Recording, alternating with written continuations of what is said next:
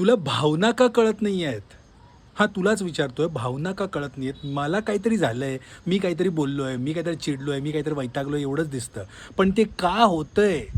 बरेचदा ते तुला माहिती असतंय, पण तुला वाटत नाही की ते एवढं महत्त्वाचं आहे म्हणून तू त्याच्याबद्दल काही बोलत नाही. पण तेच माझ्या डोक्यात फिरत असतं आणि म्हणून माझं वागणं विचित्र होतं हे कळत नाही तुला. म्हणून म्हणतोय, शब्दांवर अडकण्यापेक्षा भावनांकडे लक्ष दिलंस ना, किरकिरच संपून जाईल. कधी कळणार? सांग कधी कळणार तुला भाव माझ्या मनातला. देव जाणे. तू लय भारी आहेस. कशाला कोण पाहिजे? तुझ्या प्रॉब्लेमला, तुझ्या त्रासाला बंद करायला, बाहेर पडायला तू पुरेसं आहेस. फक्त तुला काय वाटतं की ते शक्य नाही कोणाच्या मदतीशिवाय. नाही, नाही, नाही. जसं इतरांना जीव लावतोस तसं स्वतःला जीव लाव. स्वतःवर प्रेम कर. स्वतःला वेळ दे. स्वतःची प्रायोरिटी समज. स्वतःला काय हवंय ते बघ. तू ह्याला हे पाहिजे, त्याला ते पाहिजे. तुला काय पाहिजे ते बघ. नाही म्हणायला शिक. सवयी लावू नको. स्वतःसाठी जगायला शिक. आई शपथ सांगतो, तू लय भारी आहेस. फक्त दिवसातनं जेव्हा जेव्हा वेळ मिळेल तेव्हा स्वतःला सांगायचं, मी लय भारी आहे. म्हणतोस माझ्याबरोबर? म्हण, मी लय भारी आहे. लय भारी आहे. आहे ती व्यक्ती बोर वाटते. कंटाळा येतोय ना? का? याच व्यक्तीला मिळवण्यासाठी काय लेवलची धडपड आणि प्रयत्न केले होते विसरलं?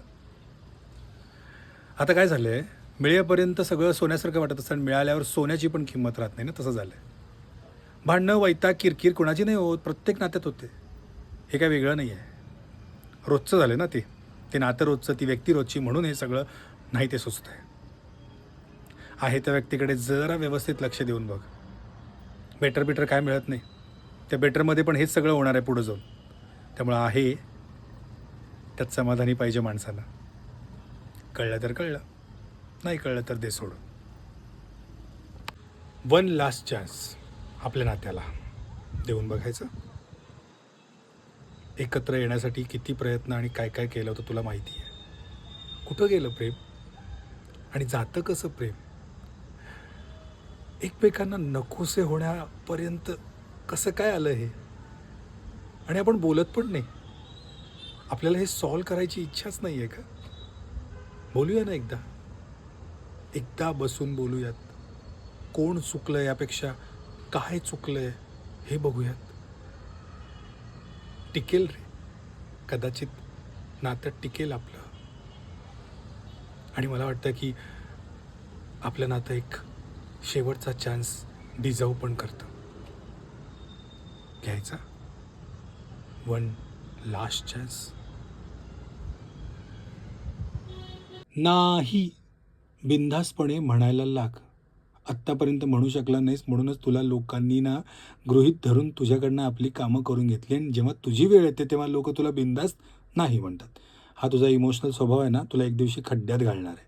सो जेन्युइनली नाही असं म्हणता येणं ना लक्झरी आहे.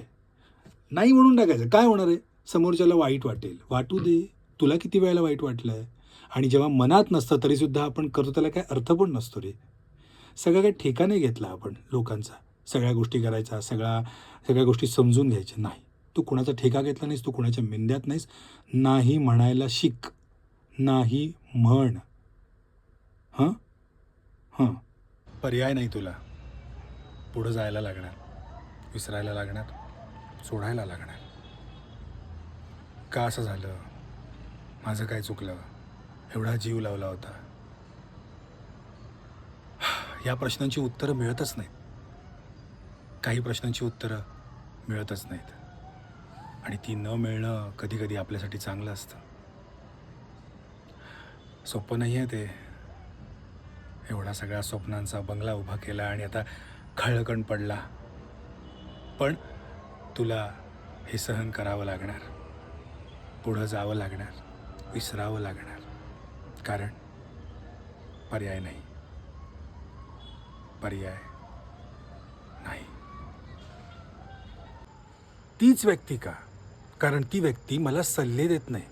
तुम्हाला कोणाला काही सांगायला गेलं की तुम्ही मला 1760 सल्ले देणार, उपदेश करणार, हे माझं चुकलं, ते माझं चुकलं, मला जज करणार, 100 गोष्टी मलाच ऐकवणार. पण ती व्यक्ती मला फक्त ऐकून घेते आणि बरेचदा माझ्या प्रॉब्लेमचं सोल्युशन मला नको असतं, मला ऐकणारं कोणीतरी हवं असतं आणि ती व्यक्ती मला ऐकून घेते आणि म्हणून तीच व्यक्ती तुम्हाला नाही कळणार, कळणारच नाही. थँक्यू अचानक साथ सोडल्याबद्दल. थँक्यू अचानक ऐन वेळेला हात सोडल्याबद्दल. नाही वेडा नाही झालो, पण तुझ्या साथ सोडण्यामुळं मला स्वतःची किंमत कळाली, जी तुझ्यासोबत असताना कधीच वाटायची नाही. मला मी सापडलो, माझं अस्तित्व सापडलं. त्यामुळं तुझ्या जाण्याने जो काही त्रास झाला, जे काही सफरिंग झालं, जे काही मला फील झालं, ते ॲक्च्युली खूप फायद्याचं ठरलं. नाहीतर मी कधीच स्वतःवर प्रेम करू शकलो नसतो. सो थँक्यू सो मच या सुंदर अनुभवासाठी. तुझं सगळं चांगलं होते, माझं चांगलं चाललंय. तुझं जाणं, तुझं माझ्या आयुष्यात नसणं हे इतकं गरजेचं होतं, हे तू सोबत असताना मला कधीच वाटलं नव्हतं.